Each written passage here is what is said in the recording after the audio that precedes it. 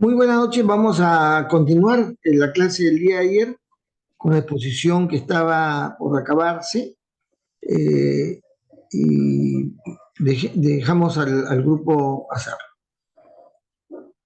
Buenas noches. Bueno, continuando con la parte del modelo causal que vimos el día de ayer, retomando las variables a continuar, bueno, nos quedamos en la parte de recaudación tributaria, la cual, como indicó el profesor, habría de modificar la parte de la relación positiva que implica con la cantidad de personas con educación superior, ya que no existe una relación positiva directa reconocible. También tenemos otra variable que es el ingreso monetario promedio de la PEA, que también que también afecta, perdón, a la recaudación tributaria del Perú de manera positiva, al igual que a la cantidad de dinero recaudado por el impuesto a la renta de capital. De hecho, acá tal vez también habría sido bueno relacionar esta variable con la recaudación tributaria, ya que también hay una relación positiva, en el sentido de que todo se concentra aquí. Por el lado de la parte izquierda tenemos otra variable también que está relacionada de forma negativa con la cantidad de personas con educación superior, que es la cantidad de población desempleada. Esta cantidad de población desempleada va a afectar también negativamente a otras dos variables, las cuales van a ser la cantidad de televisores fabricados en Perú y la ya mencionada cantidad de dinero recaudado por el impuesto a la renta de capital. Esta variable de cantidad de televisores fabricados en el Perú tiene una relación negativa con la variable mencionada del ingreso monetario promedio de la PEA. ¿Esto por qué? Porque nosotros lo hemos interpretado de la manera en la que las empresas tratan de siempre de buscar la fabricación de los televisores en los lugares en donde el costo de la mano de obra sea menor. Entonces, en este sentido es que si el ingreso promedio de la PEA de una región, o en este caso el país de Perú, aumenta, los televisores fabricados van a disminuir, ya que las empresas privadas van a tratar de buscar otras regiones para poder fabricarlos y luego traerlos acá hacia Perú.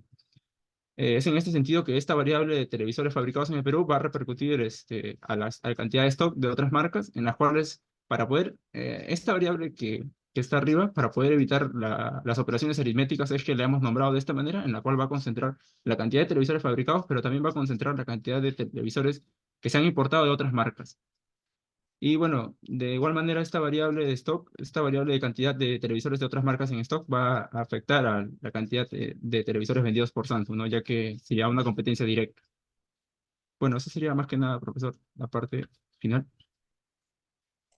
Sí, el caso de ustedes está conceptualizándose bien, está tomando la amplitud, las referencias. Yo la verdad es que, por un lado, ustedes apuntaron a que un factor importante que han encontrado es la inclinación del mercado en relación al uso de los streams, ¿no? De todos las formas de entretenimiento distinto al televisivo. Eso es un factor importante, pero no sé si hay otros factores también que tiene que ver con la competencia, que hace que eh, ciertas marcas puedan tener una mayor llegada. Eh, digamos, la empresa Deltron, que ya les he mencionado, son de amigos que producen, que hacen la producción, le hacen la producción a Iraoka de la marca Mirray. este, Han estado evaluando cuál es el efecto, y por eso ellos juegan con un tema de precio. Y hoy en día, porque han hecho eso, te aseguran que los productos que ellos venden tienen el mismo pronóstico de durabilidad y de calidad que tiene otra marca, ¿sabes? Entonces, ahí la diferencia es precio. Precio y, ¿cómo te puedo decir? Y posicionamiento. Yo he comprado varios productos Mirrey, o sea, he comprado ese producto nacional, porque me parece que no hay mucha diferencia, pero sí hay gran diferencia en el precio. Ahora me he ido a los productos Heisei. Heisei creo que es la marca, que es la marca china. Entonces, el televisor que tengo yo ahorita acá delante mío es Heise. La que he puesto en mi hall, que es el televisor principal, de 60 pulgadas, creo que es un televisor gigantesco. Es Heise. Y lo he comprado en 1.500 soles, que me parece que va a costar. Que sale más barato que el Samsung. Entonces, hay otros factores, digamos, ¿no? Que tienen que ver con esto. Es el posicionamiento de la marca, por lo menos en mi percepción, y precio. Porque lo que te ofrecen, Heisen te ofrece, uno es, por ejemplo, el sonido envolvente. No sé si han escuchado ese concepto, sonido envolvente. Yo lo pongo en el más bajo volumen, pero del televisor, no del deco, porque el deco tiene su volumen y el televisor también. Ah, no, al revés. Lo pongo el televisor en el más alto nivel y el deco en el bajo nivel de volumen. Y lo pongo en el 1, en el nivel 1, es decir, en el nivel inferior. Y listo. Y empiezo a escuchar con dificultad. Pero conforme pasa el tiempo, breves, no sé, segundos o minutos, escuchas perfectamente. Ese efecto que se tiene es un efecto que crece porque hay un dispositivo en el televisor que hace que el sonido se despliegue en el ámbito de una manera bien interesante. Se llama efecto envolvente. Ya el nombre lo indica. Si pongo en el 2, escucha, yo escucho perfectamente, a pesar que me data que nos ponemos ciegos, sordos, no mudos, pero sí sordos, se nos baja la capacidad auditiva. Pero ese televisor, por eso he comprado otro para mi cuarto. Tengo otro Heisen para mi cuarto. Ya, entonces, ¿qué está jugando como factor competitivo frente al tema de televisor, de marca, de esta marca, digamos? Tienen que estudiar eso, tienen que ver. Yo la verdad que no sé si hay estadística, disculpa un alto, voy a tratar de ver si hay estadística actual, espérense,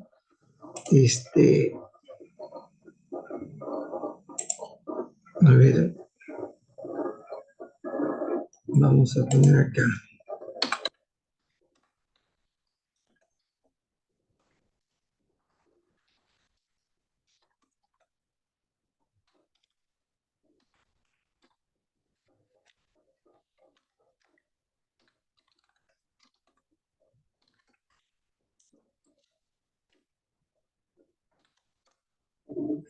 A ver,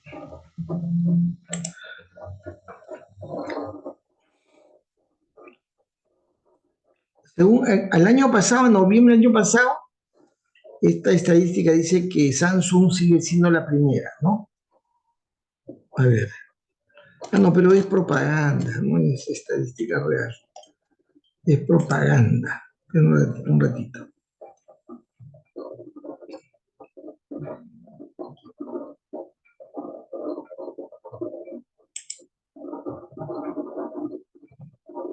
El G. No, pero este es Colombia, caramba.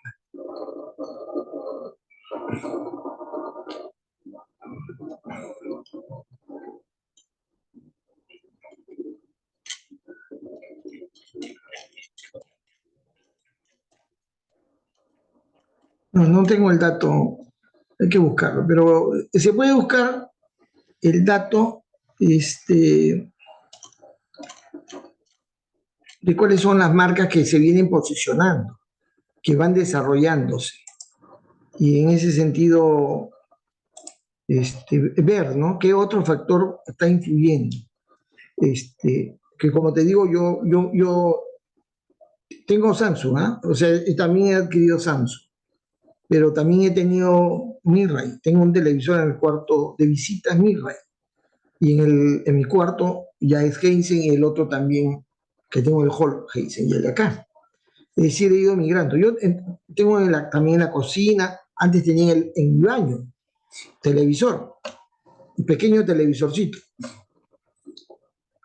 En realidad mi casa estaba llena de televisores, pero con el tema de pasar a la señal digital me lo redujeron y pago uno más porque quiero comodidad. Tengo en mi estudio, tengo en el hall donde nos reunimos otro. En la cocina donde almorzamos comúnmente tengo otro. Y mi cuarto, ¿no? Tengo otro televisor. O sea, yo estoy rodeado de televisor. Y entiendo más o menos cómo es este tema en términos de comportamiento. Y ustedes han dado en el clavo cuando han visto que con las nuevas tecnologías y los juegos, ahora hay gente que necesita un televisor para sus juegos, pero no de buena marca, como mi nieto. Mi nieto también se ha ubicado en el cuarto de visitas y yo le he ofrecido, cuando él venga a sus vacaciones, para instalarle su Nintendo, sus jueguitos, ahí, en ese televisor.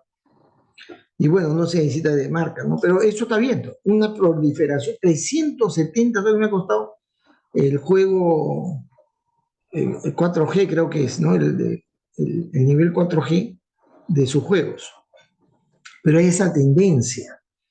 Y yo creo que tienen que ver todos esos factores, ¿no? Tienen que explorar un poco más, pero está bien. Muy bien, vamos entonces a continuar lo nuestro. Lo que corresponde a la temática no es mucho. La dinámica de sistemas es un ejercicio de entendimiento de los fenómenos que, que tiene una arquitectura sencilla, muy simple. Uno es el recojo, un primer aspecto es el recojo de las características de los fenómenos, en la cual uno encuentra algunas características que son impulsoras de otras, impulsoras de otras. No que, o sea, cuando uno dice a más ingreso, es decir, más dinero que yo tengo, más gasto, no hay una relación de causalidad. Yo que tenga más ingreso no me causa mayor gasto, no me causa, sino que mi gasto depende de mis ingresos.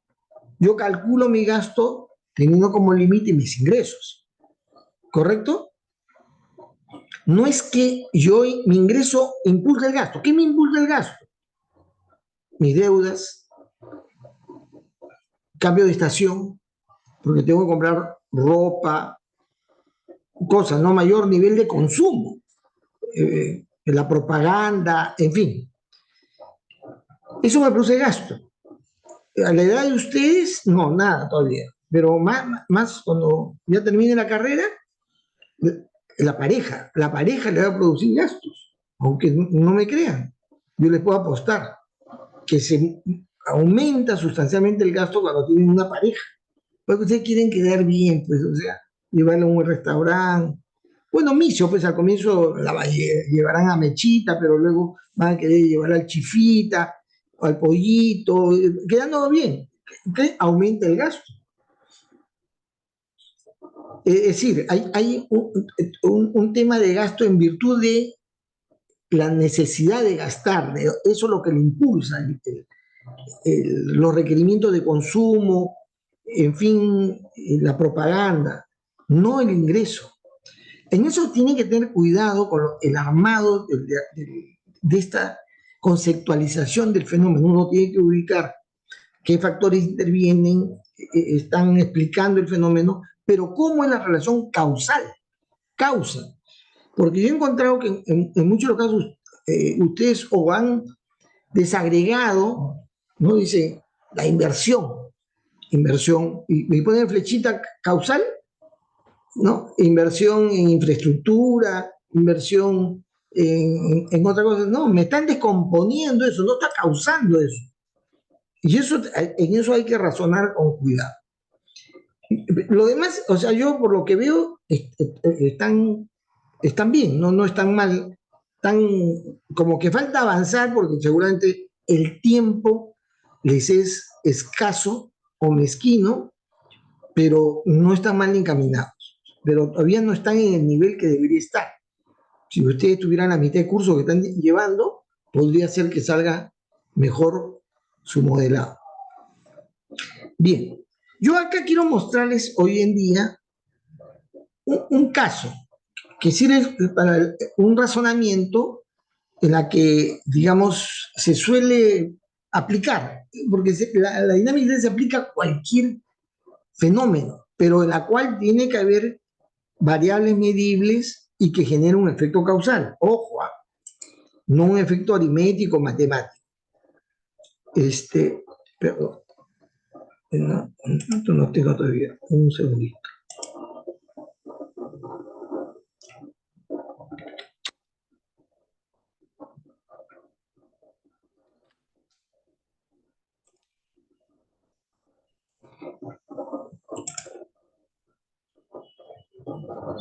Bueno, a propósito pues de lo que ha de suceder el día viernes, ¿no? ¿El día qué día es? No. Es un domingo que va a jugar la U, ¿no? Contra Cristal. O sea, resolverla y el modelo deportivo. Es solamente una representación para efecto de un ejercicio de pensar cómo se podría hacer, ¿no? Cómo se podría hacer, cómo no se debe hacer también, digamos, ¿no? Y es qué pasa si yo quiero justamente hacer un modelo que me represente el comportamiento complejo del sistema deportivo, en este caso el fútbol. Entonces acá hay una propuesta, ¿no? Que la ponemos a juicio de expertos. Dice que un factor muy importante que mide el desempeño deportivo son, por ejemplo, para el tema de la actividad que se realiza, son los goles. El gol es un indicador. A más goles producidos, hay un mejor desempeño, o sea, hay una asociación. Ya, aparecen los goles. Uno le pregunta a cualquier deportista o al que hace deporte, ¿no? Mi yerno, ustedes saben, yo les he comentado que mi yerno, su profesión es el deporte, es deportista. Él ha sido entrenador de la selección peruana, pero la selección peruana de mujeres, ¿ya? También ahora está trabajando en la Alianza, trabajó en el Cristal, en fin, es deportista y es entrenador. Entonces a él se le pregunta un factor importante que da cuenta del estado del deporte. Él va a decir el volumen de goles que se hace. Por eso yo estoy feliz que en el último partido de la U, 6 pepinos ha hecho, 6 pepinos. Se sacó el clavo Valera, cara, que es no sé por qué dice que se le cierra el arco. Yo lo veo abierto, pero él dice que se le cierra. Debe ser psicológico. ¿Qué otro aspecto está considerado como factor explicativo del modelo deportivo? Cantidad de espectadores, ¿no? Espectadores. Seguramente de los que están, que van al estadio, ¿no? No es verdad que van al estadio. También hay un factor importante en todos los ámbitos, los diferentes países. Es la cantidad de dinero que las empresas invierten en el mercado deportivo. Ojo.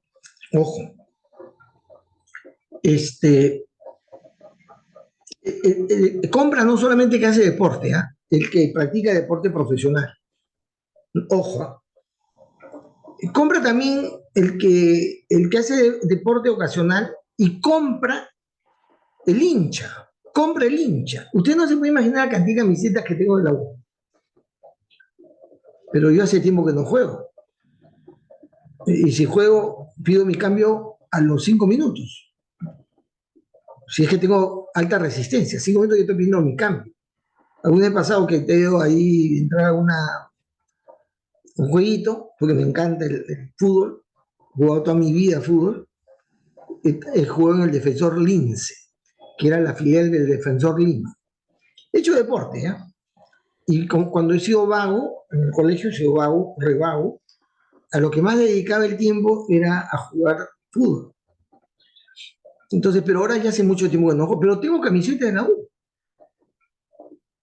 Y yo tengo acá un vecino que cuando he ido yo a la panadería a comprar el pan ahí en Belgravia, baguette, el pan baguette que viene en la panadería Belgravia, muy conocido, me cruzo con él. Y bien bacán, mi vecino, que jamás en su vida, ni estando en el colegio de deporte, camina con un buzo y su Adidas. Adidas. Yo lo veo y digo, ¿qué? Y en algún momento de puro cachimba, de pura cachimba, le he preguntado, ¿va a jugar? ¿Va a ir a entrenar algo? No, me dice. Y no, ya no le he seguido preguntando, pues, ¿no? Pero, ¿y entonces qué miércoles? ¿Por qué ese miércoles se pone una, ¿cómo se llama? Un buzo de deporte y zapatillas Adidas? Es decir, no hace deporte. Se va a regresar con su pan a su casa y se va a listar para ver el partido en la tarde, pero en su sala, pues, ¿no? Bueno, cuando hablamos de la actividad deportiva y el comercio en los productos vinculados al deporte, no solamente es para el que practica deporte, llega a todo el mundo, especialmente al hincha. El hincha es el consumidor. Ya, también el sueldo promedio muestra un factor importante en el desempeño deportivo. Y este dato es distinto en diferentes países. ¿Ah? Nuestro país es uno de los más bajos, más vicios en promedio de sueldo. ¿Sí o no? ¿Cuál es el mejor sueldo que está... ¿Qué jugador está recibiendo el mejor sueldo el día de hoy? ¿Usted sabe? ¿En el fútbol peruano? ¿Saben qué es?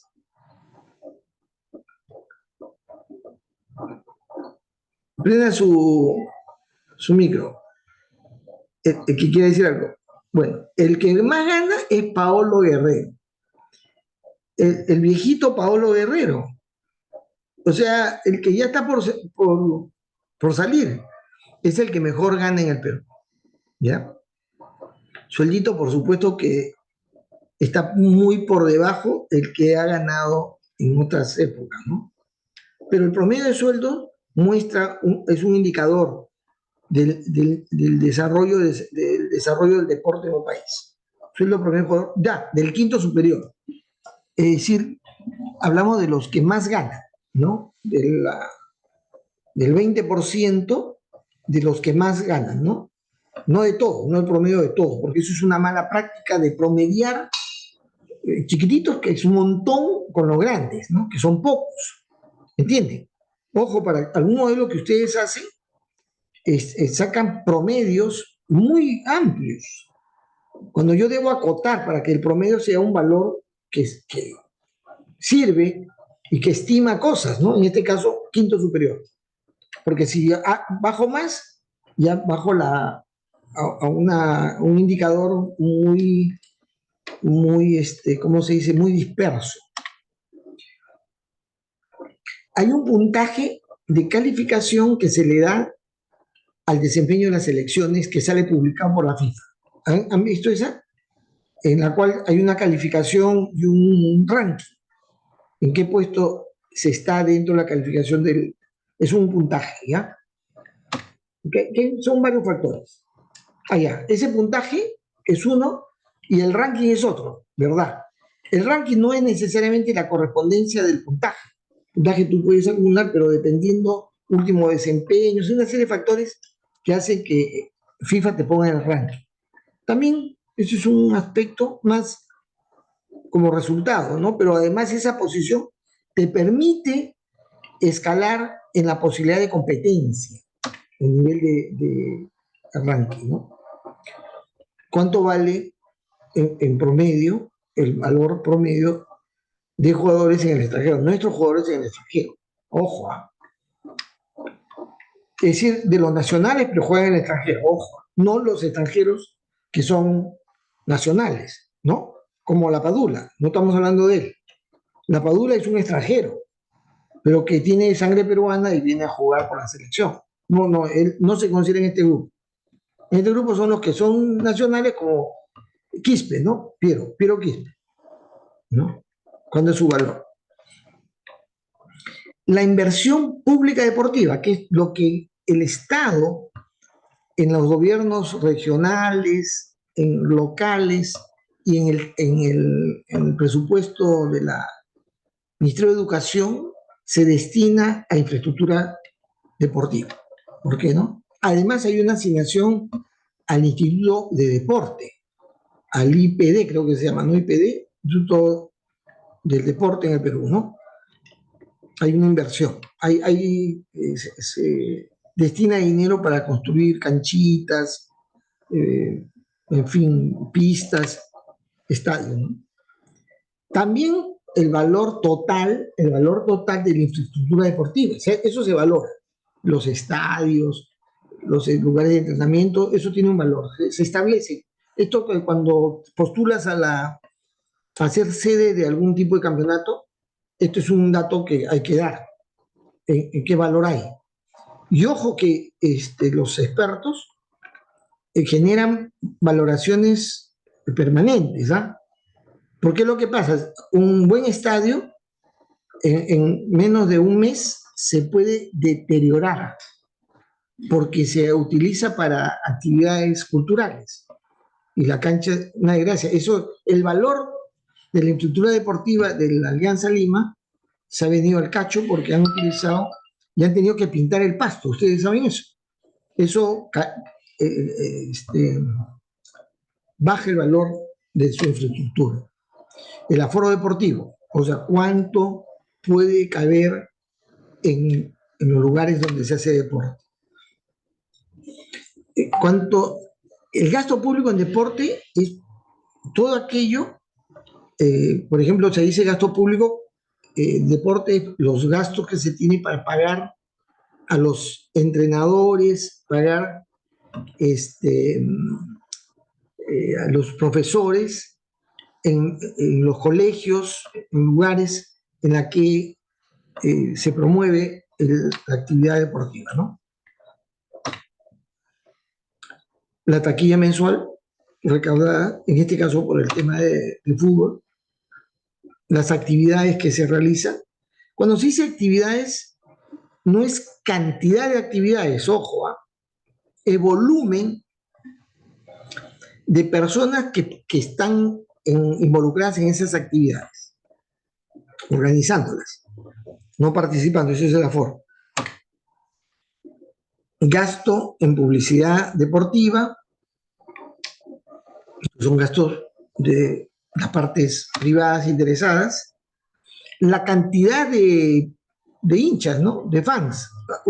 Acá se usa la palabra fans porque no solamente se trata de hincha propiamente. Una cosa es el hincha que va, asiste y no se la pierde, que está alentando. Y otra cosa que la gente que ve deporte, ¿no? Mi esposa le gusta el deporte y nosotros pensamos que era hincha de la U. Cuando nos casamos yo pensaba que era hincha de la U.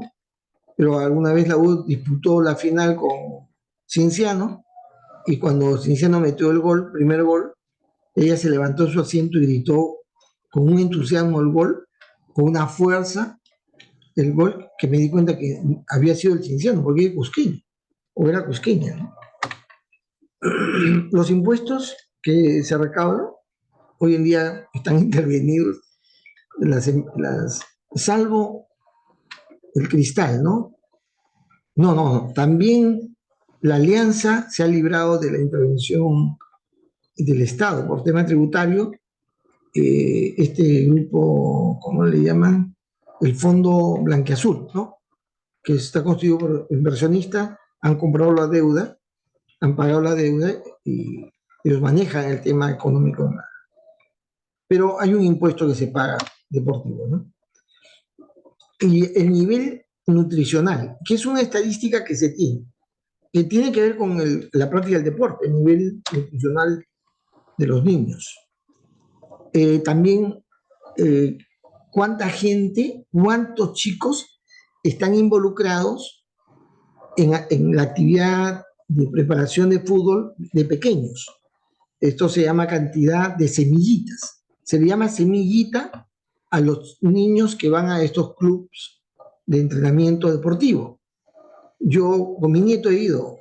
Además, mi nieto está entrenando para ser arquero en una escuela que funciona en el colegio, ¿cómo se llama?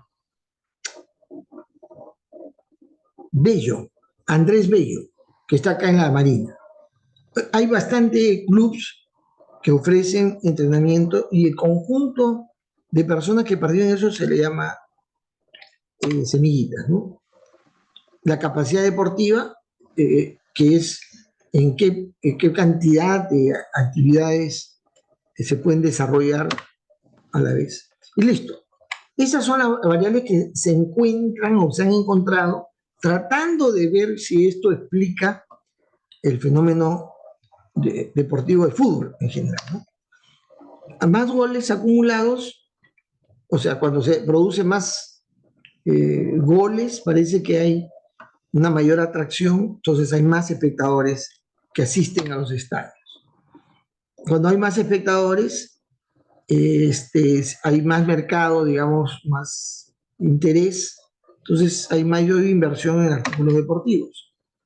A mayor inversión privada en artículos deportivos, crece las capacidades para el pago de sueldo a los jugadores. Y si se tiene jugadores mejor pagados, y pueden ser nacionales o extranjeros, el nivel de desempeño, el puntaje de desempeño se va a aumentar porque esos aspectos que califican el desempeño pueden mejorar. Y con eso se puede llegar a una mejor posición en el ranking de la FIFA. Y si se tiene una mejor posición en el ranking de la FIFA, también tiene un efecto sobre el valor de jugadores en el extranjero. Y si el valor de los jugadores extranjeros aumenta, también el Estado invierte en el tema de deporte. La inversión pública de deporte también influye en el valor de la infraestructura deportiva, porque haber mayor inversión, mejorando los estadios, construyendo nuevos, ese valor va a incrementar. Si se incrementa, hay mayor aforo deportivo, pero sí también hay un mayor valor de infraestructura deportiva. El gasto público en el deporte se va reduciendo, se va contrayendo, porque la demanda de espacio deportivo no es tanta, ¿no? Cuando hay mayor aforo deportivo, hay mayor taquilla, se hay más taquilla, aumenta la taquilla, la cantidad que se recauda, permite que los clubes puedan hacer mayor publicidad, ¿no? Más publicidad, más fans, a mayor aforo, más actividad deportiva, ¿no? A más actividad deportiva, más fans, o sea, el aforo deportivo, fíjense, tiene una línea, ¿cómo se dice? Hay una duplicidad, ¿no? De efecto. O sea, ahí se está hablando de una redundancia, porque el aforo deportivo va a tener una influencia a la cantidad de fans en deporte, ¿correcto? Hay una redundancia a primera vista. Pero sucede que una es de naturaleza económica, una relación es de naturaleza económica, gasto. Y el otro son de naturaleza de actividades, de gente, cantidad de gente, ¿no? Que participa en las actividades deportivas. ¿Ya? Son de naturaleza distintas. Sin embargo, la ruta es muy corta. debería ser más grande. Ahí hay esa observación. Pero sí puede haber redundancia en la medida que las líneas de conexión causal son de naturaleza distinta. Porque si son de la misma naturaleza, ya no, se busca eliminar una. Una de ellas prevalece. ¿Está claro eso? Bien. A mayor gasto público, también se va a producir mayor involucramiento de gente en las actividades deportivas. Cuando aumentan los fans, es decir, hay mayor ingreso, los sueldos de promedio de los jugadores se van a dar, ¿no? También a mayor a mayor actividad deportiva, mayor participación en el quehacer deportivo, hay mayor impuesto por espectáculo deportivo. A mayor impuesto, hay programas de apoyo a las acciones nutricionales de las zonas en las cuales hay mayor incidencia de desnutrición, ¿no? Antes había el vaso de leche, estas cocinas comunitarias, no recuerdo cómo se llama, y entonces los recursos del Estado se van a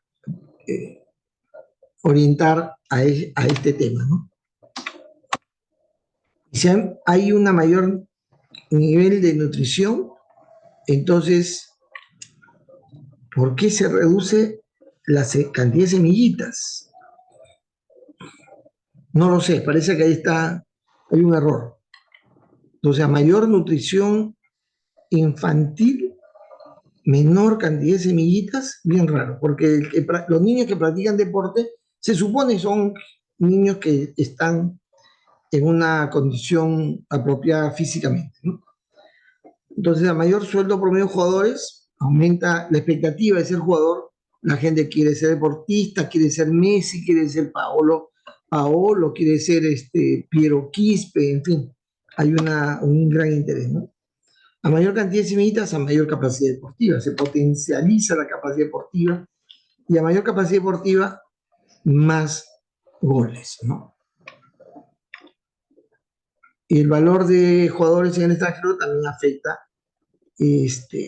a la capacidad de desarrollo de la eficacia deportiva, ¿no? Bueno, y por último, a mayor cantidad de impuestos, mayor inversión pública. Esta y rápidamente se los he mostrado, porque es un intento de iniciar el desarrollo de una explicación de un fenómeno X, cualquiera, en la cual hacer ajustes. Por ejemplo, ahí hemos visto que nutrición con cantidad de semillitas no parece consistente.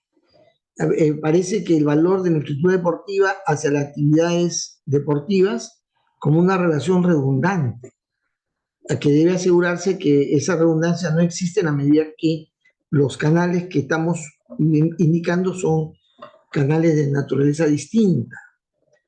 Pero otra cosa que se observa es que todavía es muy pobre esta correlación causal, porque hay una cercanía en esas condiciones que se van a dar que permite ciclos causales, ¿no? Ciclos o circuitos causales cerrados, ¿no? Eso es lo que se observa ahí. Quizás ustedes también tengan algún comentario respecto a este intento hecho de base que se plantea para observar y para considerar alguna crítica, ¿no? ¿Qué dicen ustedes? ¿Qué dice Eric? ¿Alguna opinión al respecto? Profesor, yo tengo una duda que me ha surgido al momento de realizar el modelo causal de mi grupo y ahora al analizar este también, que es que cuando, por ejemplo, cuando hay dos variables consecutivas, o tres, mejor dicho, y por ejemplo arriba que dice, o a la derecha, que dice aforo deportivo, taquilla mensual, recaudada, relación positiva, y abajo también gasto de publicidad deportiva con taquilla, relación negativa. Si en caso, en este caso no se presta para eso, pero si en caso hubiese una relación con el aforo deportivo y el gasto de publicidad deportiva, si en caso hubiese una relación, yo reconociese que hubiese una relación positiva, ¿sería correcto relacionarlos? Lo pregunto porque, claro, ya hay una relación acá ya que se expresa de manera negativa entre esas dos variables indirectamente, ¿no? Porque si siguiésemos la, no sé cómo decirlo, si seguimos la hilación, se aumenta, excluyendo las demás variables, se aumenta el aforo deportivo, aumenta la taquilla, pero reduce el gasto de la publicidad deportiva. Entonces, indirectamente, el aforo, yo puedo entender que el aforo deportivo, el aumento de esto va a producir una disminución en la publicidad deportiva. Entonces, Sí. por eso pregunto si es que en algún caso que yo encontrase que el aforo deportivo con el gasto de la publicidad sucediese una relación positiva, además de eso, o sea, en este caso no se presta claro, pero si yo encontrase que entre esas dos variables hubiese una relación positiva, contradeciría mi modelo, el planteado por las otras demás variables que generan, no sé si me dejo entender, pero Sí, sí, sí. Es decir, la condición reguladora de acá salva esta condición de un efecto, digamos, que si acá esta circularidad no tuviera un mecanismo de regulación, lo que no, vamos a tener es una manifestación de un comportamiento no lógico, irracional, de crecimiento, este, ¿cómo se dice? Exponencial, ¿no? De crecimiento infinito. Entonces, por algún lado le han encontrado esta condición que se establece. ¿Por qué? Porque si yo tengo los estados llenos, yo hago publicidad cuando tengo un nivel de aforo, un nivel de taquilla.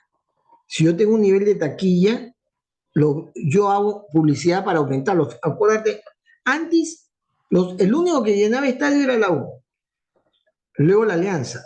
La Alianza ha sido, digamos, muy, ¿cómo se dice?, oscilante. Épocas en la cual llena estadio, otras épocas no, la gente no va. En universitarios se da una situación más permanente. Cristal eran unos cuantos gatos. Yo recuerdo haber ido porque mi yerno ha sido entrenador en el Cristal. Yo he ido a actividades porque también teníamos entradas gratis. Y unos cuantos gatos, ¿no? En cierta zona del estadio. Pero esa bajo nivel de taquilla ha obligado a una mayor publicidad. Pero cuando ya llenas estadio ya no hay publicidad. Es más, te suben el precio de la entrada.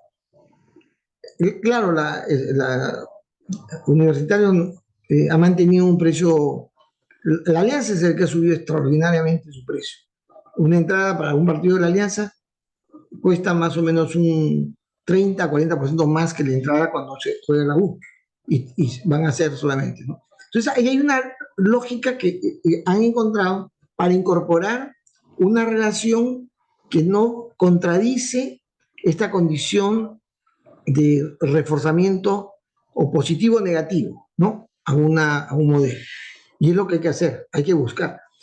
Tanto el modelo, cuando ya se está corriendo, como cuando se está formulando, es búsqueda, es tanteo, es ver qué cosa hay, preguntarle a la gente que sabe cómo considera que debe ser, qué variables deben haber y cómo se relacionan estas. No sé si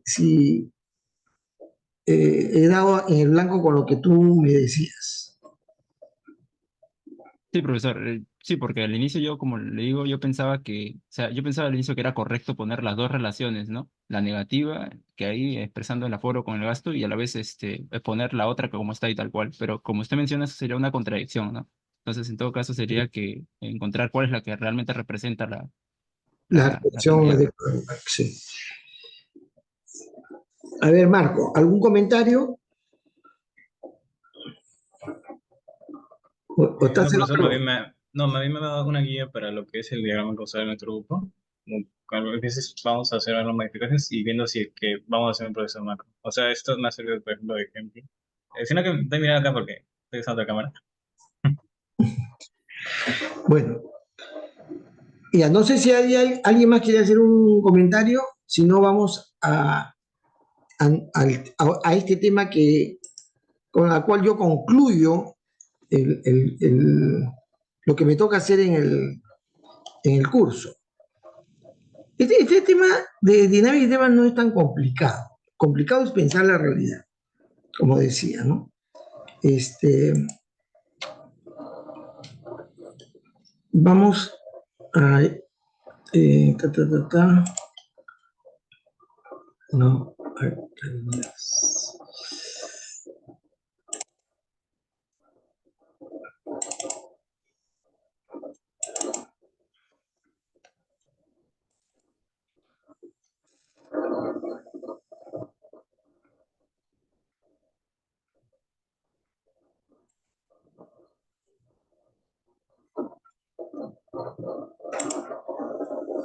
ya.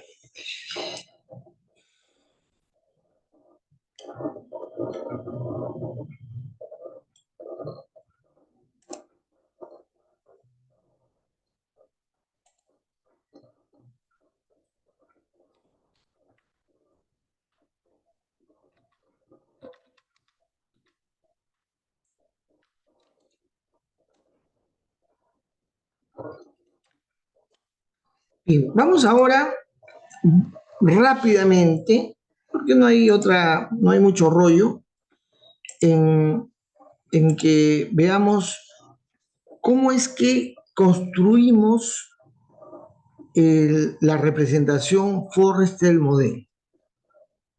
Estamos conversando y eso hay que ir afinando la representación causal del modelo o la representación causal del fenómeno. Pero esa representación, al ser una representación, es un modelo. También hay una representación Forrester, también se le llama modelo Forrester. También se le llama modelo dinámico. Es decir, cuando usted ve en la literatura, indistintamente a los diagramas causales le llaman el modelo dinámico y al modelo Forrester o la representación Forrester le dicen el modelo dinámico. No es, digamos, distinto las denominaciones que se dan digamos, a la forma de representar un sistema dinámico. Lo importante es que en ambos casos son las herramientas que nos permiten llevar adelante este propósito de representar para simular el fenómeno, un fenómeno complejo, ¿no? Entonces, ¿qué utilizamos para el despliegue en la representación Forrester? Es bien simple. Los símbolos que son muy básicos, ¿no? En primer lugar, se representa la variable nivel. Hemos dicho, acuérdense, que en la dinámica de sistemas solamente hay dos tipos de variables. Dos tipos de variables. La de nivel y la de flujo. Solamente hay dos. Cuando se habla de la variable auxiliar, estamos en realidad hablando de la variable de flujo. ¿Qué cosa es la variable de flujo? Es una representación, un símbolo, que representa un cálculo lógico aritmético, es un cálculo lógico aritmético, en la que yo pongo los elementos y los conectores que en virtud de los valores que tienen la variable de nivel, en virtud de esos valores, yo debo establecer cuál es el nuevo valor que debe tener el flujo que representa el cambio en los valores de los niveles. O sea, los niveles van a cambiar por el flujo. Y el flujo depende de los valores de los niveles el valor anterior, y va a generar un valor dependiendo condiciones que están establecidas. ¿Ya? Condiciones que están establecidas. Si los niveles de propaganda alcanzan a una audiencia de 1 millón, se ha estudiado que el efecto de consumo del producto propagandizado es de más o menos entre 5 y 10%. le pongo un valor aleatorio, un factor aleatorio, y pongo ese margen para, dependiendo el nivel de gasto en publicidad, porque proviene de los recursos que estoy obteniendo de otro lado, y pueda calcular el flujo, es decir, la cantidad de efecto que se tiene sobre los consumidores. O sea, yo genero un cálculo que es un artificio de cálculo, nada más, pero sobre la base de cómo se comporta en la realidad ese fenómeno, ¿ya? Yo tengo que estar seguro que eso es más o menos el efecto. Y yo puedo utilizar factores aleatorios, factores exponenciales, curvas estadísticas, cualquier cosa que me permita el cálculo. Y condición, porque ¿qué es lo que pasa? En algunos casos hay no linealidad, se le dice. Es decir, sucede, bueno, no sé qué ejemplo. Miren, y cuando empieza el verano, en este tiempo, empieza a salir en el mercado la ropa de baño. Sale del mercado, ¿no? Ya sale la ropa de baño. Ingresa las prendas de abrigarse, chompas, casacas, ¿sí o no? Están empezando a salir, ¿correcto? Pero en cantidades moderadas, ¿no? Porque todavía la gente recién está teniendo frío, lo que está apareciendo más son las pijamas, porque el frío se siente en la noche. Entonces, los productores están considerando sacar primero al mercado productos abrigadores, pero para la noche, ¿de acuerdo? Y eso, conforme pasa el tiempo, la demanda va a subir. De pronto, en un momento determinado, va a quebrarse esa tendencia de desarrollo y va a dar un salto allá a un nivel mayor de producción. ¿De acuerdo? Porque hay un ciclo evolutivo y cambio. Y luego van a aparecer las prendas de vestir diaria, los pantalones gruesos, las camisas manga larga, etcétera, ¿no? Hay un desarrollo de incremento de la cantidad de mercancías que se producen de tal tipo que se llama flujo. Ese es el flujo. Es la cantidad de algo que está introduciéndose en el sistema y que se establece bajo ciertas condiciones, ¿no? Cantidad de ingreso, no sé, la temperatura en este caso, mal ejemplo, pero digamos, las condiciones se meten en una lógica que permiten calcular cuánto debería ser el flujo apropiado. Y eso va a depender de la manera como uno entiende el fenómeno. Bueno, la variable de nivel es aquella cuya evolución tiene importancia significativa en el estudio de un sistema. Es sobre el cual yo voy a hacer mis conclusiones, sobre el cual yo percibo lo que pasa en el fenómeno. Es la variable de nivel la que también se llama variable de estado, porque es la que me representa el estado del fenómeno o del sistema, ¿no?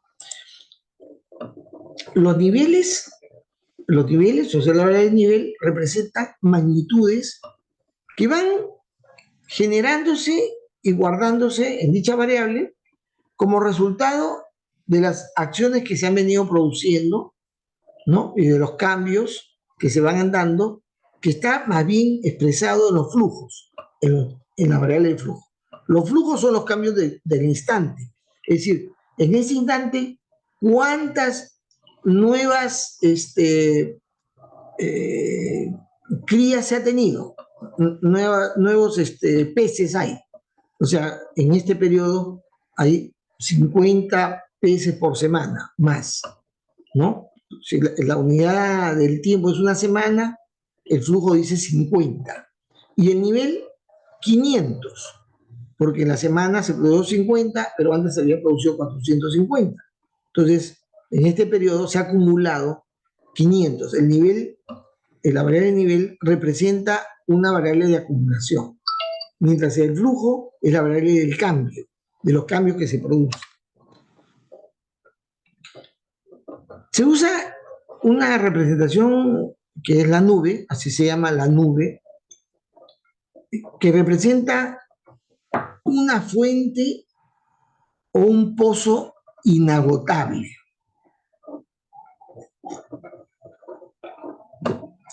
Es simplemente un mecanismo, un artificio para decir a ti qué te importa de dónde provenga estos elementos, no interesa.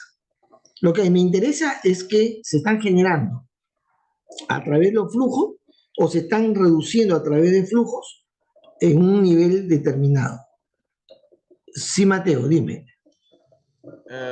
Profesor, me he olvidado que tenía que tomar la asistencia. Uy, verdad. Gracias. A ver, vamos a tomar la asistencia. Yo también me olvido. Un poco distraído yo por viejito. Aldave.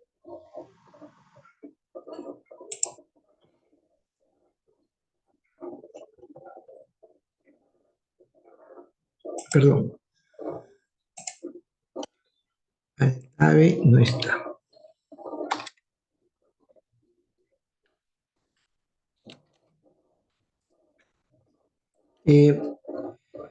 Cabana. Tampoco está.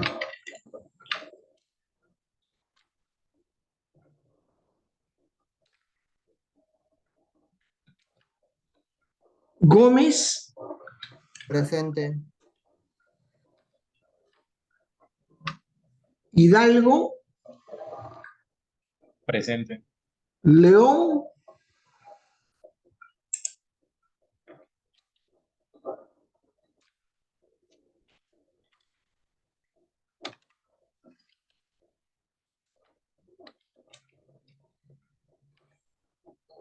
Mesa.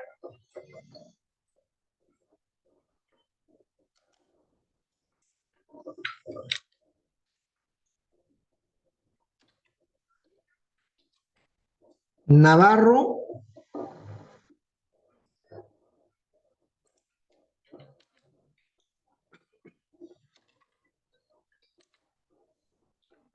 Palomino. Presente. Talirrosas. Presente. Solórzano. Presente. Velázquez.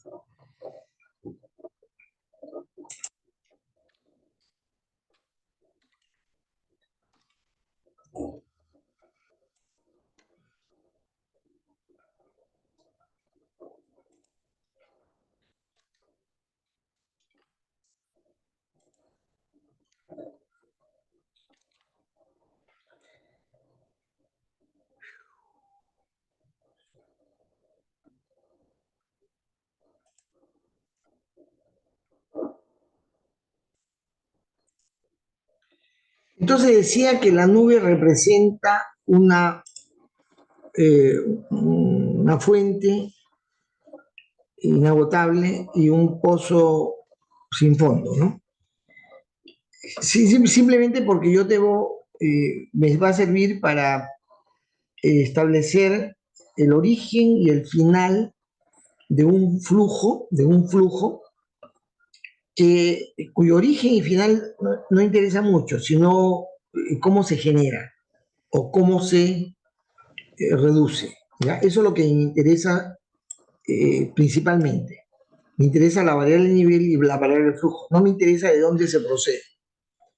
Porque con las conexiones que hay en un diagrama Forrester, establezco una regulación que me permite no excederme lo que realmente hay en el ámbito sobre el cual yo estoy estudiando, ni sobrellenar algo que pudiera participar del fenómeno, ¿no? Entonces, se interpreta, dice acá, como un nivel que no tiene tasa, que es inagotable. El rectángulo representa el nivel, que es lo que se acumula los flujos. Como les he mencionado, también le llama variable de estado, porque es aquello que nos muestra en qué situación se encuentra el fenómeno. Es la variable que es el que nos da el dato importante de aquello que expresa de una manera, digamos, significativa el comportamiento del fenómeno.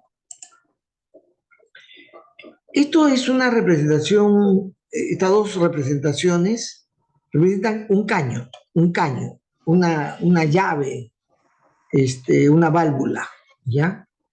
Representa eso. Esto es la representación antiguamente en los diagramas de flujo de procesos, se representaba como una llave, pues, ¿no? Una válvula. O sea, esa es la representación de válvula, que tú la abres o la cierras para aumentar el caudal o reducir el caudal, ¿no? Representa caudal, cantidad de unidades que fluyen de un espacio a otro, ¿no? Entonces, y que representa la variable flujo, que es algo que nos dice cuánto varía un nivel, tanto incrementándolo como reduciéndolo. Y representa un cambio de estado. La unidad de tiempo que se aplica sobre el flujo es la que me va a decir a mí en qué tiempo voy a ver un cambio en el nivel, un cambio en el estado, o cambio de estado. El canal material es una flechita continua, en la cual se expresa como un canal de transmisión física que se mantiene en ese comportamiento. Y cuando uso el punto suspensivo, esa flechita con punto suspensivo, es información. Ahí no estoy representando flujo físico, sino estoy indicando que hay una información. En la práctica es indistinto. Se utiliza la línea continua porque cuando sale de una variable de nivel, sale de la variable nivel, que no es la variable flujo, sale a un flujo, se supone que es dato, es información que está brindando, ¿no? La información que brinda es la información del valor que tiene el nivel. Esta representación, que es de un círculo, que representa la variable auxiliar. Ya les he dicho, la variable auxiliar en realidad es la variable flujo, donde yo he incorporado cálculos que ya no están en el flujo, sino que lo he trasladado en un cálculo previo y se lo coloco supuestamente en una variable auxiliar. Esto es una gran ayuda para descongestionar la expresión matemática que está en los flujos. O sea, yo debo descomponer el variable nivel cuando la forma de cómo yo establezco el flujo implica una serie de cálculos. Yo a lo mejor lo despliego en sucesivos cálculos para poder tener una explicación más clara de cómo se está produciendo ese cambio de estado, ese cambio, esa lógica del flujo. Uso la variable auxiliar. Pero la variable auxiliar es también un subconjunto de la variable flujo. Y también la constante es cuando un valor debe ser considerado. En algunos casos se trata del valor límite.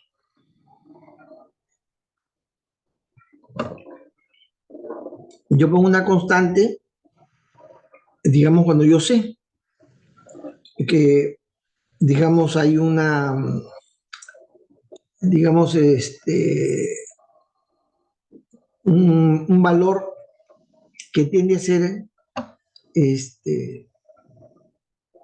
a ver, por ejemplo,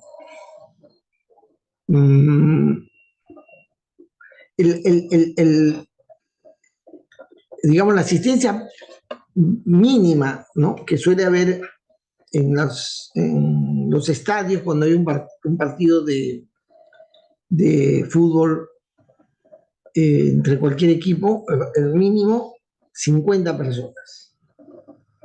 Y el máximo es el aforo que tiene los estadios. El aforo máximo creo que es 80.000 para el Monumental, ¿no? O 75.000, algo así. Yo puedo poner esos valores en una constante, para que cuando yo hago el flujo o genero los efectos, pueda comparar la condición mínima y la condición máxima para evitar yo hacer un cálculo con un valor irreal. O sea, decir que existió el estadio de una temporada, en un momento determinado un promedio de 100.000 no es verdad. Yo tengo una referencia, que es una constante, en la cual lo único que me está diciendo que el valor límite es 80.000. Me sirve referencia. Y yo puedo, digamos, si me sale un cálculo así, es que algo tengo que corregir en el proceso que tengo representado en el modelo. Muy bien, esa es la simbología.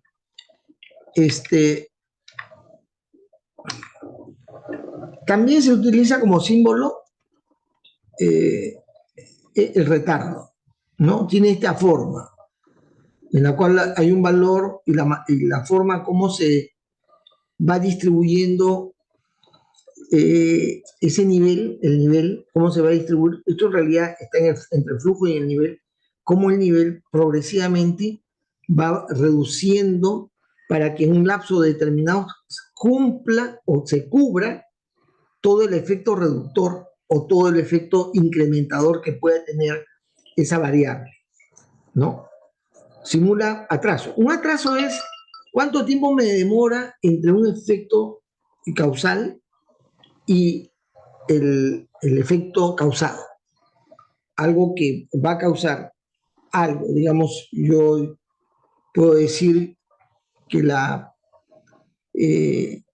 participación en los espectáculos deportivos, en virtud de la gran propaganda que estoy haciendo, se va a incrementar, va a aumentar, ¿no?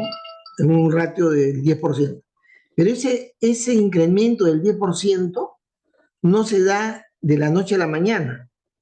Es decir, yo aumento en una cantidad determinada la publicidad y debo simular que dicho efecto se va a dar a lo largo de 2 semanas o de 3 semanas, dependiendo cómo funciona ese efecto.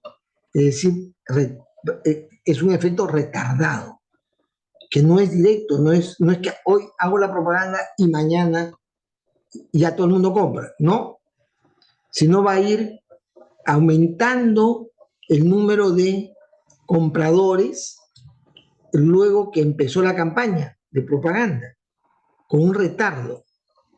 Esa simulación del retardo también se puede hacer a través de una variable del simulador, pero que se coge en el modelo a través de una simbología que es esta, ¿no?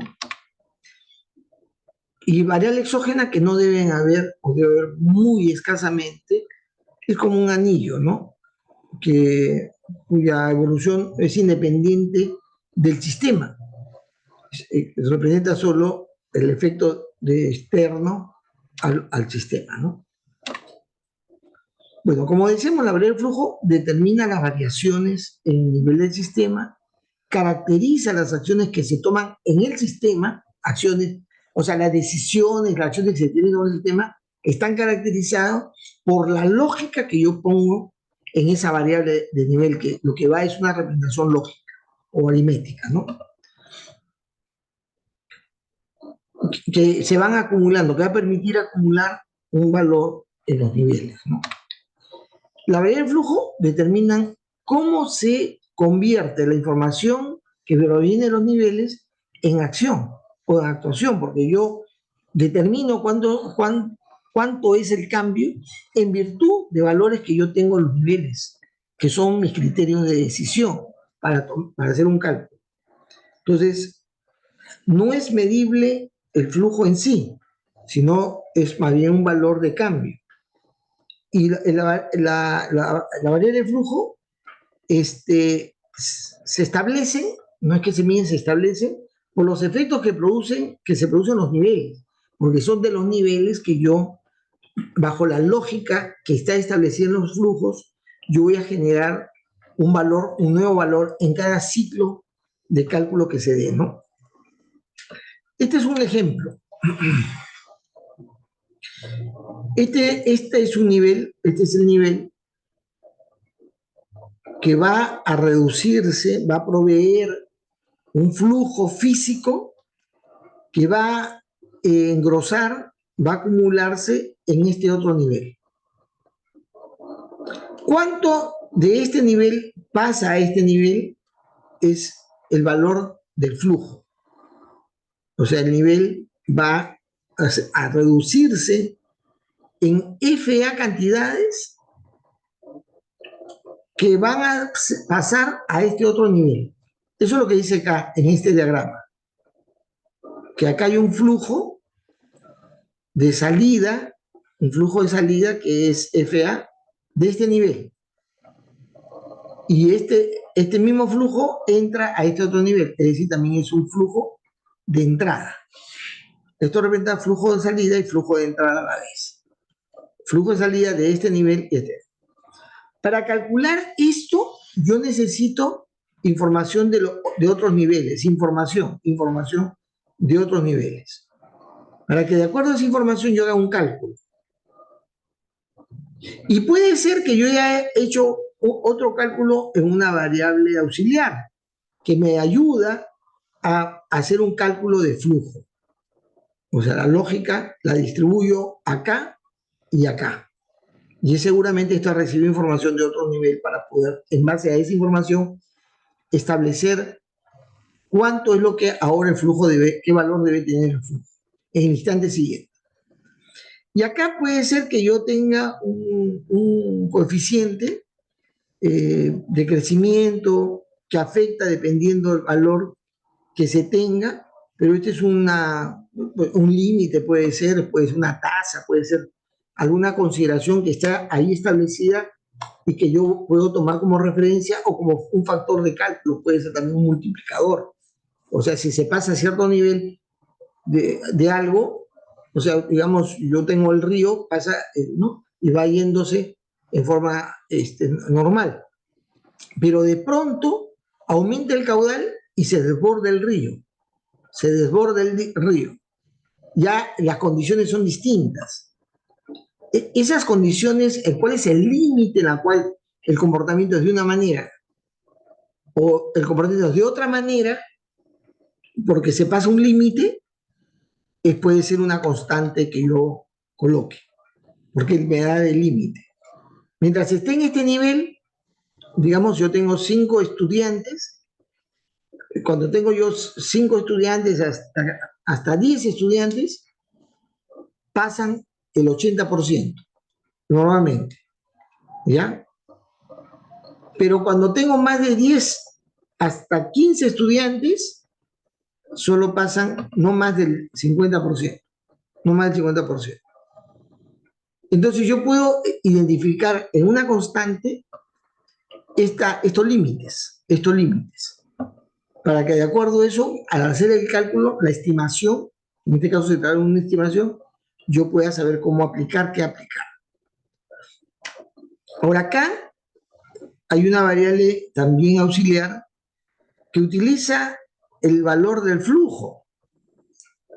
¿Es posible en la herramienta que se va a utilizar, que es el Stella? Es posible hacer esto. Pero desde el punto de vista de la lógica que se establece en un modelo Forrester, no es correcto. Es decir, el flujo, lo único que debe manifestar es cuánto cambio hay físico entre un nivel y otro, cuánto cambio físico hay entre un nivel y otro. ¿Ya? No me está diciendo cuánta información o cuánto valor debo tomar en cuenta para hacer un cálculo. Y por esa razón, esa relación no debe existir. No debe existir. No debe existir, repito, se está grabando, me parece, ¿no? Para que los que no han venido sepan que es poner una relación de información entre el flujo y otra variable, sea auxiliar o sea lo que fuera, otro flujo, esa relación no debe existir, es un error. Acá tenemos un ejemplo de diagrama Forrester, ¿ya? Y yo acá les voy a explicar previamente. Esta es la representación Forrester. Acá, con esto acabo mi curso, todo el curso de lo que yo tengo que explicar. Usted, para que pueda aprender a correr el Forrester en el Stella, hay un video que yo les he mencionado al comienzo, que le explica cómo se utiliza, cómo se arma eso, cómo se usa la herramienta. ¿Cómo se arma, cómo se transforma el diagrama causal en un diagrama Forrester? Y présteme atención, ya no se vayan a quincear. El diagrama causal tiene un propósito, que es conceptualizar el fenómeno para entender cuáles son los factores que intervienen y más o menos cómo se vinculan estos. Para eso sirve. Tiene que estar hecho para que ese entendimiento sea cabal el entendimiento del fenómeno. El Forrester es otra cosa. Yo no debo pensar el causal buscando llegar al Forrester, no. El causal se piensa independientemente, libremente. Es un concepto relacionado a un mejor entendimiento del fenómeno y punto. Cuando voy al Forrester es otra cosa. Ya paso a otro capítulo, a otro lugar, me voy a otro ambiente, es otra cosa. ¿Ya? No hay que vincular. Sí, lo que posteriormente, si yo tengo variables que fueron considerados en el Forrester y no están en el causal, debo tratar de incorporar. ¿De qué manera? Ya la lógica del comportamiento te va a decir. Muy bien. El Forrester. Yo lo que digo, empiezo así. Del causal, ¿cuál es la variable de nivel más importante? Que me interesa más, el más relevante. Y lo cojo. Digo, ya, el nivel. ¿No? Cantidad de televisores vendidos. Cantidad de televisores vendidos. No, en este caso es cantidad de televisores producidos. Nivel 1, cantidad de televisores producidos.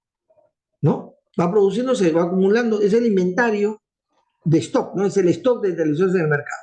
¿Correcto? Es el nivel. Y yo digo ya, ese va a ser mi nivel de inicio.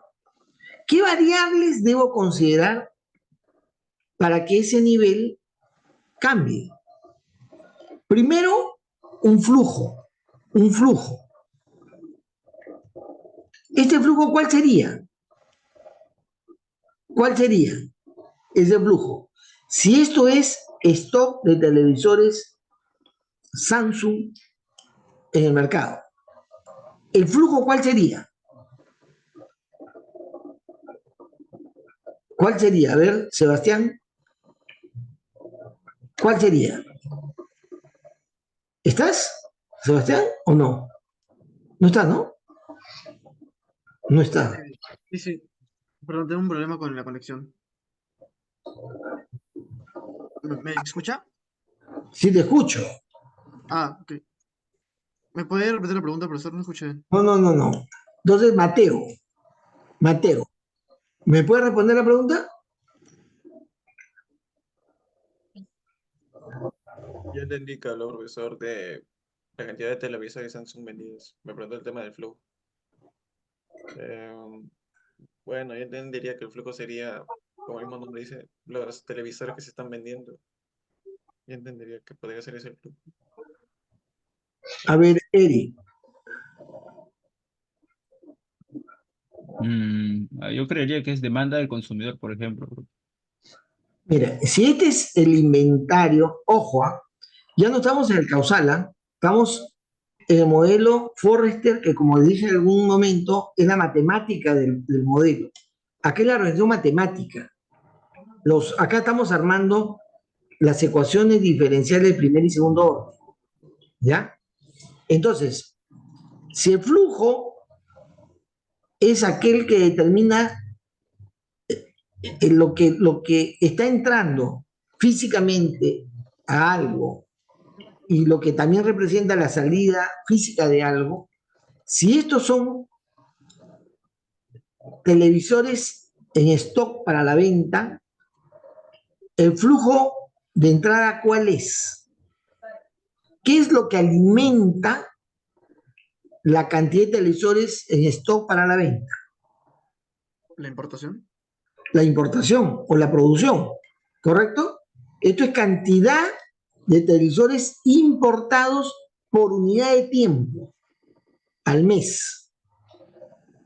Cada mes viene una cantidad o se acumulan esa cantidad y ingresa al stock para la venta, ¿correcto? El nivel es la acumulación de los televisores que se vienen importando a un ritmo que está determinado por el flujo, por ese flujo, ¿correcto? Un mes será una cantidad, otro mes será otra cantidad, dependiendo del mercado, de ciertos valores que van a salir de los flujos, dependiendo de eso. Muy bien. Si este es el nivel que corresponde al stock de televisores que están para la venta en el mercado, ¿el flujo de salida cuál sería? Marcos. El flujo sería como los televisores vendidos. Correcto. Cantidad de televisores vendidos mensualmente.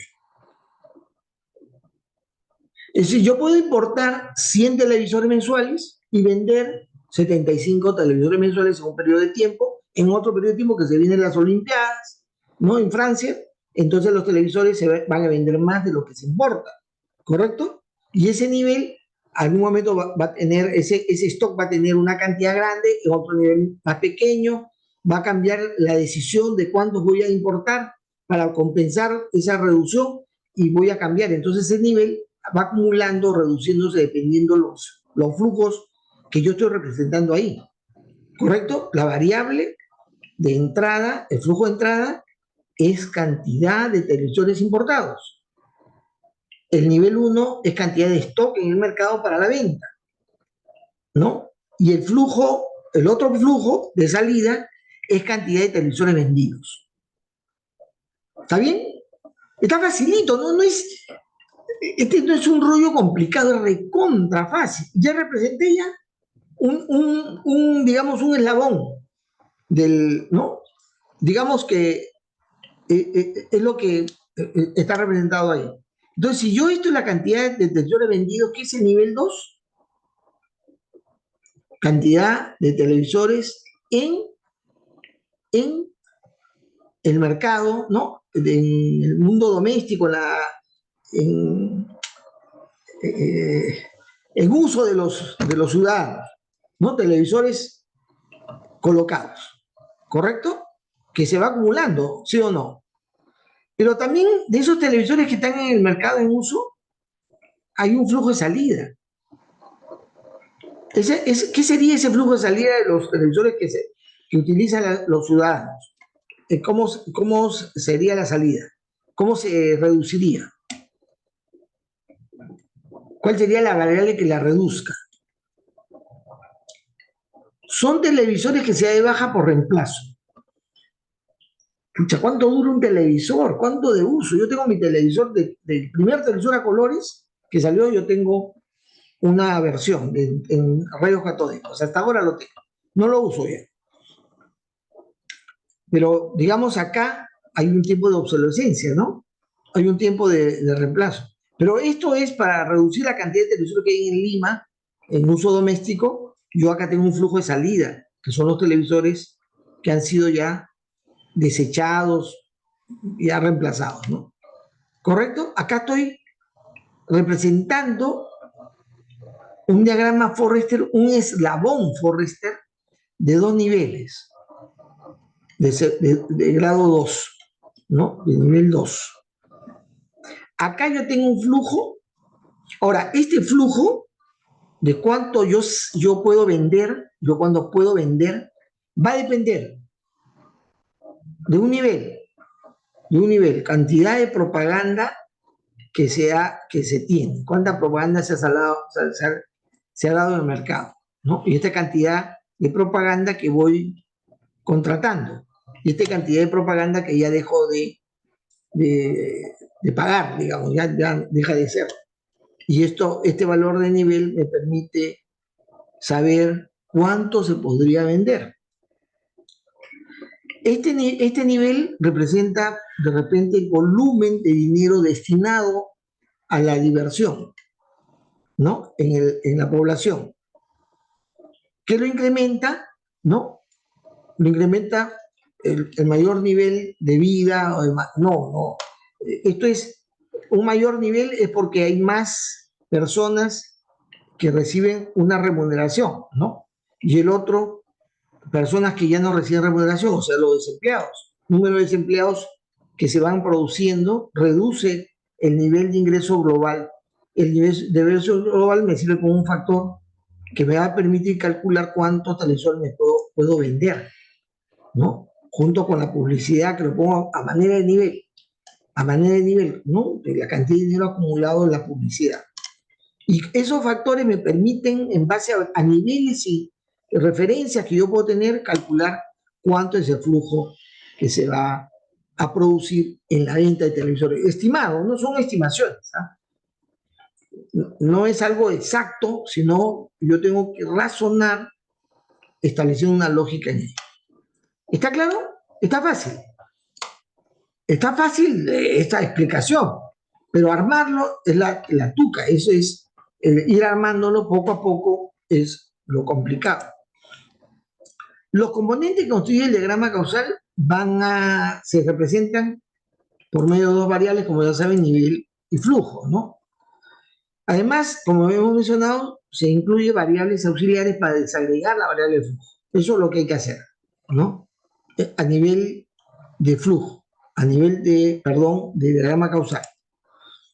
Y entonces, cuando yo tengo un nivel, de esos niveles que he extraído del diagrama causal y lo he puesto en un diagrama Forrester, un nivel X, cualquiera sea ella, un nivel en el tiempo t es igual al valor inicial de ese nivel más los cambios que se van a producir en el tiempo por los flujos.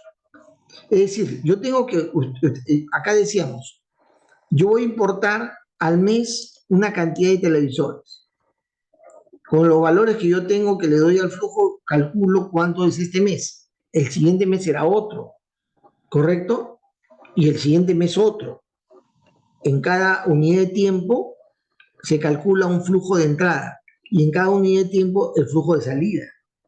Si yo sumo los flujos de entrada y sumo los flujos de salida o sumo la diferencia entre el flujo de entrada y el flujo menos el flujo de salida, lo que yo tengo es lo que se acumuló en ese valor inicial del nivel. ¿Correcto? O sea, el valor de este nivel en el tiempo t es igual a su valor original, n0, más las diferencias que se han dado entre el flujo de entrada y el flujo de salida en el lapso de tiempo que estamos calculando. Entonces, fíjense que acá está representado así de una manera bastante sencilla, digamos gráfica, una ecuación matemática, una ecuación integral, digamos, ¿no? Y que deduce una ecuación diferencial. Es decir, el diferencial del nivel en el tiempo t es igual a la diferencia entre el flujo de entrada menos el flujo de salida.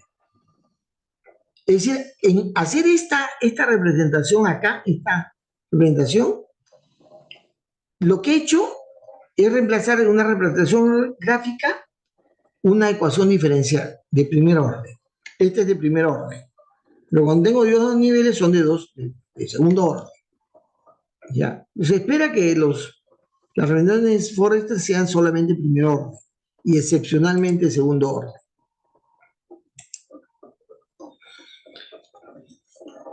La variable de flujo, vuelvo a repetir, se asocia al menos una variable la variable de nivel se asocia al menos una variable de flujo, porque siempre el nivel se reduce y se aumenta, o solamente se aumenta o solamente se reduce, pero siempre hay una variable de flujo. Lo que gráficamente, empleando la simbología que hemos comentado, la mostramos ahora, ¿no? Es decir, yo tengo un nivel, el nivel 1 se incrementa por el valor que tiene en cada unidad de tiempo un flujo de entrada. Ese flujo de entrada yo lo calculo en virtud de datos que provienen de otros niveles o de variables auxiliares. Yo calculo ese flujo para ese instante, que incrementa el nivel en ese instante.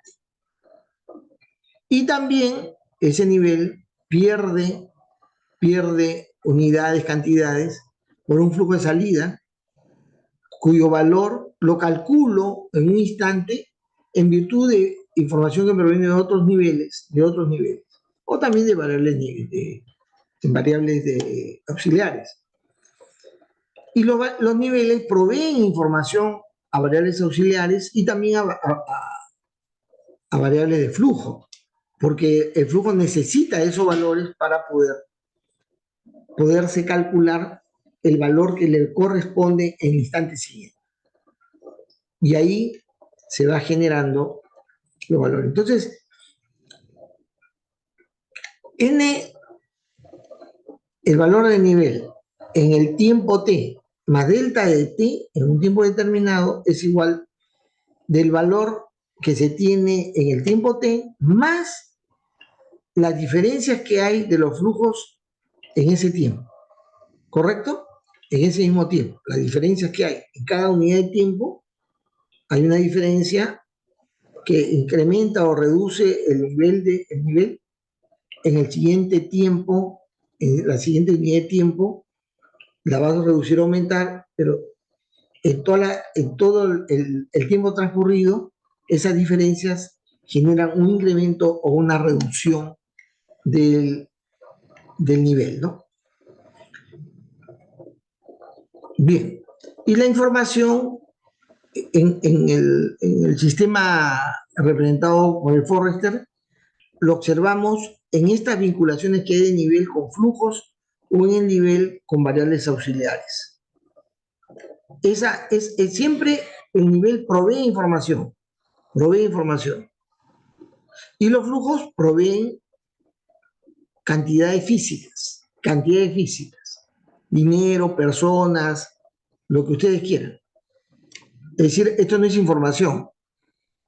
Ahora, si yo quiero utilizar una variable de flujo, el valor de una variable de flujo de una unidad de tiempo, antes de colocar el valor que yo estoy calculando en el flujo, lo calculo en una variable auxiliar. Antes de colocarlo acá, lo calculo en una variable auxiliar. Y esta variable auxiliar sí puede proveer información, ¿ya? Y de repente esta variable auxiliar provee una información que es la misma, es el mismo valor que va a tener el flujo. Pero lo que me permite la variable auxiliar es utilizar su información desde ahí. Y ya no del flujo porque está prohibido. Es inapropiado. Entonces, el flujo se va a producir, va a ser lo que produce los cambios en cada instante. Y eso usted tiene que ver cómo calcularlo, cómo calcular lo que el flujo le corresponde. Yo puedo tener un nivel que está siendo alimentado con un flujo de nacimientos, y también el nivel de poblacional se va a reducir por un flujo de salida de fallecidos, ¿no? Y entonces yo puedo tener que el flujo de nacimientos, tiene un valor que va a estar determinado en virtud de una condición, digamos, ¿no? De una condición determinada, cuyo valor yo lo he calculado de otros niveles. Y entonces yo digo que el flujo en el tiempo t es el valor que yo tengo en N, en el nivel, por la tasa de nacimiento, siempre y cuando los valores que yo tengo de un cálculo que he hecho estén en un determinado nivel, Es decir, cuando la población es pequeña, son menos de 1000 habitantes, la tasa de nacimiento es por ciento, es la tasa de nacimiento por ciento. Pero cuando son por millones, la tasa de nacimiento es por 1000. Cuando ustedes sacan tasa de nacimiento, ustedes van a ver en Lima es 0. 2 puntos y pico, ¿no? 2.5 creo, o creo que ha bajado, ¿no? 1.9 por 1000. ¿Ya? Pero si va a una población pequeña, de menos de, digamos, de 1000 habitantes, el porcentaje que te dan de la tasa de nacimiento es por ciento. Por cada ciento es un porcentaje, de repente medio por ciento, mientras que el otro es 1.9 por 1000. ¿Está bien? ¿Me están entendiendo? Sucede que si yo tengo que calcular cuántos nacimientos se han dado, va a depender de un factor que está siendo determinado en virtud del volumen poblacional. ¿Correcto? Uno es por ciento y otro es por 1000. Esa tasa se incrementa si yo paso el nivel del millón, digamos. Entonces, para eso hago cálculos. Y le voy a poner a este valor un valor, si acaso la tasa es por ciento o por 1000, digamos, por 1000, o no, por ciento, ¿no? Por ciento, es decir, una población pequeña. Esa tasa de nacimiento es, digamos, 1.5%. Yo le aplico la tasa de nacimiento normal. Por lo tanto, si la población es en miles, mi valor de M, al calcular, al mirar el nivel poblacional, etc., yo le voy a poner el M, valor de M en el tiempo T, el valor de 1. Porque 1 multiplicado por la tasa de nacimiento es igual a la tasa de nacimiento. Si acaso supera el millón, yo digo acá supera el millón, entonces la tasa tiene que ser mayor, es por 1000. Entonces el multiplicador de esta tasa es un factor menor a 1, ¿correcto? Porque el crecimiento es más lento, es por 1000, es menor que 1. Si la población baja, la tasa de nacimiento debe ser mayor, debe ser mucho mayor, ya hay por ciento, de repente por 10, ¿no? 1 por 10. En fin, dependiendo los niveles en los que me encuentro de un valor, yo puedo utilizar un factor corrector, como es el multiplicador, para que yo ya me vaya a otro rango. Entonces, si la población es más pequeña, el factor multiplicador es más de 1, en este caso es 10, porque la tasa de nacimiento va a tener 10 veces más, si es pequeño, y si acaso el valor es más de millón, el factor multiplicador es 1, y si es de 10 es menos de 1, porque, perdón, por cientos de millones, digamos, es menos de 1 como en China, ¿no? Entonces, utilizo una regla lógica para generar un flujo acorde al fenómeno. ¿Qué hago? ¿Cómo genero esa lógica? Ya depende de cada uno. Para generar comportamientos acorde al fenómeno estudiado. ¿Ya? Depende de uno. Se utiliza el criterio. para poder ver de qué manera el flujo debe ser calculado. Bueno, como decía, la variable auxiliar representa pasos o etapas en las que se descompone el cálculo de una variable de flujo, ¿no? A partir de los valores que son tomados de niveles, ¿no? Los niveles cada uno tiene su flujo de entrada, flujo de salida, digamos, pero eso proveen a variables auxiliares que van componiendo cálculos que luego va a ir a generar el valor que en un instante determinado va a tener un flujo, ¿no?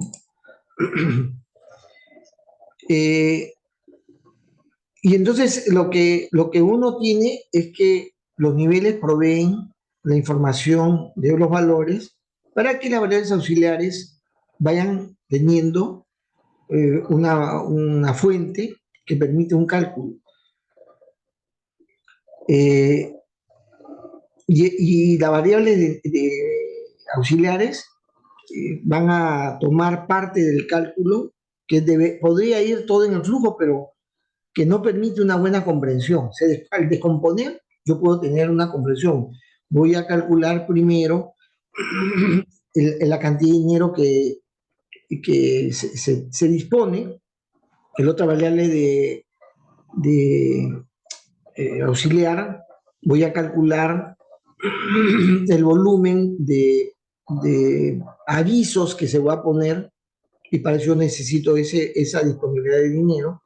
Con el valor de los avisos, yo voy a calcular la cantidad de público, de audiencia alcanzada en el flujo, porque ese flujo va a permitir saber cuánto estoy llegando.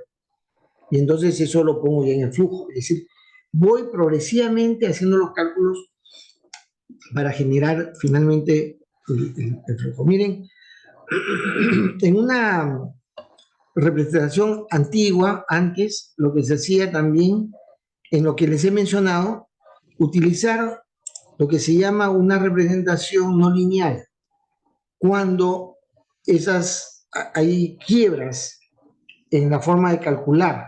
Entonces yo pongo una tablita y digo, cuando estoy en este nivel, estos son los factores que voy a utilizar para el cálculo en el flujo. Si estoy en otro nivel, estos son factores distintos porque he pasado a otro grado, a otro nivel. Bien. Bueno, ¿qué símbolos tenemos? Las nubes, ¿no? Representan fuentes, ya hemos dicho sumideros, simplemente para poder... lo que a mí me interesa es lo que está en medio de la representación forestal. Lo que está acá no me interesa, no sé cuánto es. Los canales representan... Perdón, los canales de información se representan por trazos discontinuos. Digamos, en la práctica puede ser continuo. Se entiende que cuando sale de los niveles y se va a flujo es información. Los canales materiales se representan por trazo continuo en la representación tradicional. Los niveles acumulan flujos materiales, ¿no? Y por último, los flujos son alimentados por canales de información. Es lo que recibe. No se alimenta por otras formas, sino por información que viene de los niveles. Bien, jóvenes. Esto para, digamos, saber más o menos cómo se utiliza. El uso de la herramienta, que es el Stella, está en los videos que están referidos en el Uni Virtual y también en la rúbrica, para que usted pueda acceder a esa explicación, que es muy simple, muy sencilla. El Stella es una herramienta intuitiva. De igual manera con el Benzin, ¿no? El Benzin también es una herramienta, además tiene su manual, que está publicado, aparece en internet, se puede revisar. Bien, jóvenes, entonces, no sé si hay alguna pregunta. Nos encontramos entonces acá a un par... Disculpe, profesor. Sí. En caso de, por ejemplo, algunos aún tenemos que seguir